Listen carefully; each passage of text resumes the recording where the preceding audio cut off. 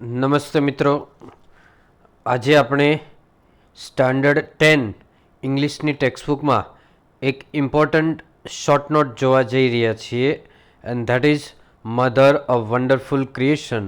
માતા એક અદ્ભુત સર્જન છે. ગુજરાતી ભાષાની અંદર અનન્ય અલંકાર આવે છે મા તે મા બીજા બધા વગડાના વા.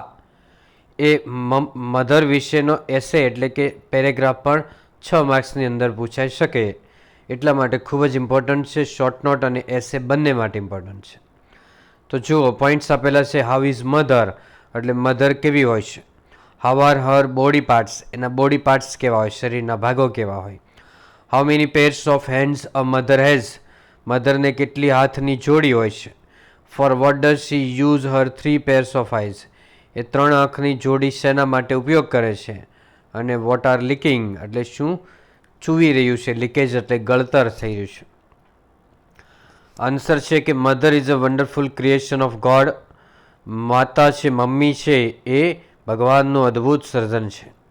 શી has movable and replaceable body parts, તેને હલનચલન કરી શકે એવા અને બદલી શકાય એવા બોડી પાર્ટ્સ હોય છે. એના બોડી પાર્ટ્સ હલેબલ હોય છે. મૂવેબલ એટલે હલેબલ હોય છે. She has 6 pairs of hands and 3 pairs of eyes for different purposes, તેને 6 જોડી હાથ અને 3 જોડી આંખો હોય છે જુદા જુદા હેતુ માટે. 6 જોડી હાથ એટલે ટોટલ હાથ 12 હોય છે. 3 જોડી આંખો એટલે કે ટોટલ 6 આંખો હોય છે. એ જુદી જુદી રીતે ક્વેશ્ચન પૂછી શકાય.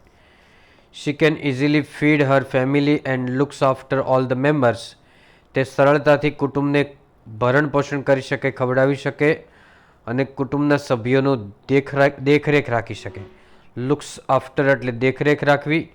શી uses her 3 pairs of eyes for look after her children, for looking આફ્ટરમાં આઈએનજી લગાડી દેવાનું કે 3 જોડી આંખો છે બાળકોની સંભાળ રાખવા માટે તે ઉપયોગ કરે છે.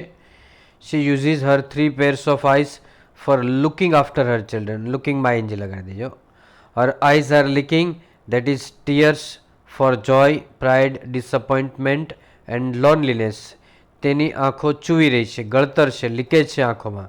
અને આંસુઓ છે એ આનંદના પણ હોઈ શકે, ગૌરવના પણ હોઈ શકે, હતાશાના પણ હોઈ શકે અને લોનલીનેસ એટલે એકલતાના પણ એ આંસુઓ હોઈ શકે. Okay friends, so that's all. Happy learning, happy sharing. Thank you very much. આના જ ચેપ્ટરમાંથી બીજી એક શોર્ટ નોટ બનાવેલી છે. જો તમે ન જોઈ હોય તો એ જોઈ લેજો.